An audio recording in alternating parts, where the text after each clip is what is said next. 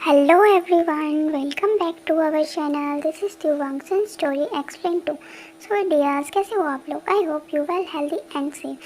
सो dears, कैसा लगता है आपको मेरा फैन फिक्शन? अगर आता है पसंद फैन फिक्शन तो प्लीज़ चैनल को सब्सक्राइब करना, वीडियोस को लाइक कर देना एंड बेल आइकन को प्रेस कर देना ताकि स्टोरी से रिलेटेड जब अपडेट होगा उसकी नोटिफिकेशन को आप लोग मिस ना करो.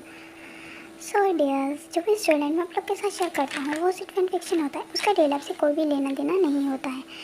अगर नहीं होता है, ये मैजिक स्टोरी होती है तो इनको एक स्टोरी की तरह ही इंजॉय करो. सो डियर्स, आज मैं आप लोग के लिए एक न्यू फैन फिक्शन लेके आया हूँ. ये स्टोरी जो है वो एक वांशियन फैन फिक्शन है जिसका नाम है because of one night stand rude boss first cute employ to be his husband.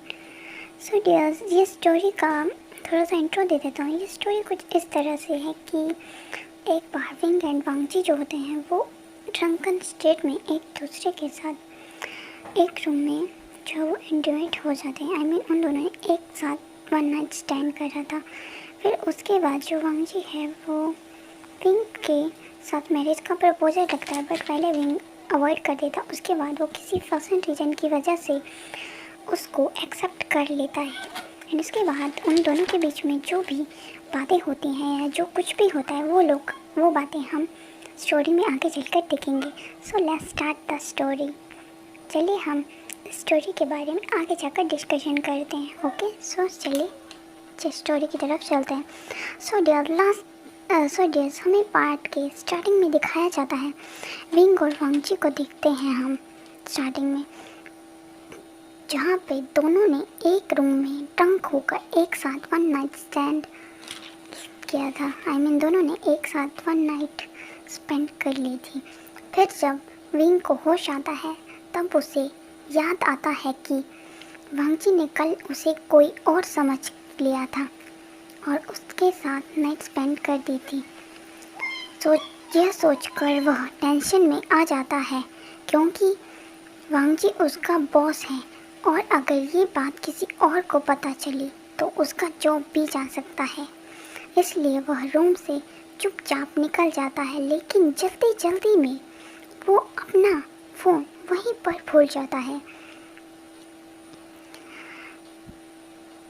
Next scene में हमें उसका फ्रेंड जो है वो आचंग दिखाया जाता है, जो उससे पूछता है कि लास्ट नाइट तुम कहाँ पर थे? मैंने तुम्हें कितना ज़्यादा कॉल किया, क्या तुम्हें याद नहीं था कि हमें यहाँ से जाना भी है? चलो जल्दी यहाँ से जाने का टाइम भी हो गया है. विंग कहता है, यार मुझसे पूछो ही मत, मैं तो अपना फ़ोन तक खो दिया हूँ. फिर इसके बाद वो दोनों जो है वो बस पर चढ़ते हैं. तभी जैंगचन कहता है, चलो खैर छोड़ो, बस में बैठो वरना देर हो रही है हमें. जिसके बाद दोनों जो होते हैं वो बस में चढ़ जाते हैं, जहाँ पर विंग आचंग से कहता है कि मेरे फ़ोन पर तुम कॉल करो, हो सकता है कि कुछ पता चल जाए. तभी वांगजी भी उस बस में चढ़ जाता है, जिसे देखकर सभी एम्प्लॉयज़ हैरान हो जाते हैं कि इससे पहले तो कभी भी हमारे बॉस ने हमारी बस में नहीं आया था. विंग तो उसको देखकर ही इतना ज़्यादा नर्वस हो जाता है कि वो अपनी नज़रें यहाँ वहाँ कर रहा होता है और वो तुरंत ही आचंग से कॉल कट करने के लिए कह देता है, क्योंकि उसका फ़ोन वांगजी के पास ही था. पर वांगजी जो था वो उसकी नर्वसनेस को देखकर समझ जाता है कि ये फ़ोन उसी का है और उसको फ़ोन देते हुए कहता है कि तुम अपना फ़ोन टेबल पर ही भूल गए थे, नेक्स्ट टाइम दोबारा ऐसी लापरवाही कभी मत करना. तो विंग भी उससे कहता है, थैंक्स सर. पर हमारा आचंग जो होता है उसको ये बात हजम नहीं होता है और वो कहता है कि बॉस हमारे साथ बस में क्यों जा रहे हैं. विंग सोचता है कि शायद वो मुझे ये याद दिलवाने आया है कि कल रात हमारे बीच में क्या हुआ था. तभी उसे वांगजी का एक मैसेज रिसीव होता है जिसमें उसने लिखा हुआ था कि पहुंचने के बाद तुम मेरे ऑफिस में आना, मुझे तुमसे बहुत ज़रूरी बात करना है. फिर नेक्स्ट सीन में हमें जो है वो विंग को जो होता है वो वांगजी के ऑफिस रूम में पहुंच जाता है, जहां पर उसे मन में बहुत डर लग रहा था कि कहीं उसका बॉस फलान वांगजी उसे जॉब से ना निकाल दे। लेकिन वांगजी तो अपने ही वक्त में इतना ज़्यादा बिजी था कि उसने विंग को देखा भी नहीं था कि वो उसके पास आकर खड़ा हुआ है। वो अपने वर्क में इतना बिजी था कि वह विंग की तरफ देख भी नहीं पाया था। फिर विंग को खुद ही कहना पड़ता है कि बॉस मैं आ गया हूँ। वांगजी उसे देखे बिना ही शादी का ऑफर उसके सामने रखता है और मन में सोचता है कि कहीं बॉस मुझसे शादी का ऑफर देकर मुझे टच तो नहीं कर रहा है। इसलिए वह तुरंत ही बहाना बना देता है कि बॉस मेरा पहले से ही बॉयफ्रेंड है और हम लोग काफ़ी टाइम से एक दूसरे के साथ रह रहे हैं। जो सुनकर वांगजी को बहुत ज़्यादा गुस्सा आता है और वो कहता है कि तुम दोनों की शादी तो नहीं हुई है ना, वैसे भी मैं तुम्हारे साथ सिर्फ कॉन्ट्रैक्ट मैरिज करने को ही बोल रहा हूँ, जो कि सिर्फ कुछ ही टाइम के लिए होगी, क्योंकि मेरे जो ग्रैंडपा है मैं उनके लिए ये शादी करना चाहता हूँ, क्योंकि उनका जो हेल्थ है वो काफ़ी टाइम से ख़राब चल रही है और उनकी आखिरी विश है, ख्वाहिश है कि मैं जल्दी से जल्दी शादी कर लूँ। इस शादी को करने के लिए मैं तुम्हें पूरे 5 मिलियन दूंगा। अगर तुम एग्री होते हो तो कल ही मैं सर्टिफिकेट बना लूँगा।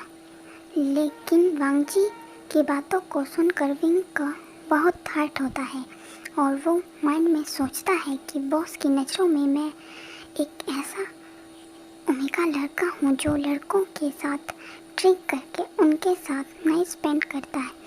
इसके लिए वो साफ साफ मना कर देता है, मैं आपसे मैरिज नहीं कर सकता हूँ। वांगजी वहाँ से उसको जाने के लिए बोल देता है, पर मन में उसे विंग की गलत वन में वह विंग को गलत लड़का समझ रहा होता है कि पहले तो इसने मेरे साथ नाइट स्पेंड की और अब मुझसे शादी करना इसे बहुत गलत लग रहा है। नेक्स्ट सीन में हमें जो है वो विंग को दिखाया जाता है, जहाँ पर उसे हॉस्पिटल से एक कॉल आता है जिसमें उसे बताया जाता है कि उसकी मॉम को जो है वो साइलेंट हार्ट अटैक आया हुआ था, जिसे सुनकर तुरंत ही विंग जो है अपने होश में ना होकर वो सीधा हॉस्पिटल की तरफ चला जाता है, जहाँ पर उसकी मॉम की जो सर्जरी के लिए डॉक्टर उससे 10 लाख रुपए मांगता है। डॉक्टर कहता है कि उसकी मॉम की सर्जरी होने वाली है, उन्हें सर्जरी करवाना ज़रूरी है, उसके लिए उसे 10 लाख रुपए की ज़रूरत होगा उससे, जो कि विंग के पास तो होते नहीं हैं। इतने पैसे विंग के पास तो होते नहीं, इसलिए वो अपने इसलिए विंग के पास तो पैसे नहीं थे, इसलिए डॉक्टर उसको 2 डेज़ का टाइम देते हैं। फिर विंग जो होता है वो परेशान होकर अपने भाई जिसका नाम शाओ था उसको कॉल करता है एंड उससे कहता है कि मेरे पास पैसे नहीं हैं और मैं खुद दूसरों से पैसे लेकर लोन लेकर फंसा हुआ हूँ। उसका भाई उसे सीधा मना कर देता है।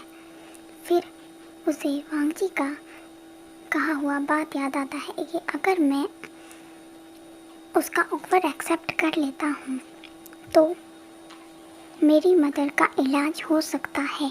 सो डियर्स, कैसा लगा है आपको इस FF का फर्स्ट पार्ट? अगर आया है पसंद तो चैनल को सब्सक्राइब कर देना, वीडियोस को लाइक कर देना एंड प्लीज़ यार चैनल को सपोर्ट करो। स्टोरी में आगे देखना है ना क्या क्या होता है, क्या वांगजी का ऑफर एक्सेप्ट करेगा विंग, क्या वो वांगजी से शादी कर लेगा एंड फिर क्या होता है। तो चैनल को सब्सक्राइब करो, वीडियोस को लाइक करो एंड वेरी वांगशी फैमिली ऑलवेज खुश हो। Okay bye, thanks for watching, take care, see you soon now.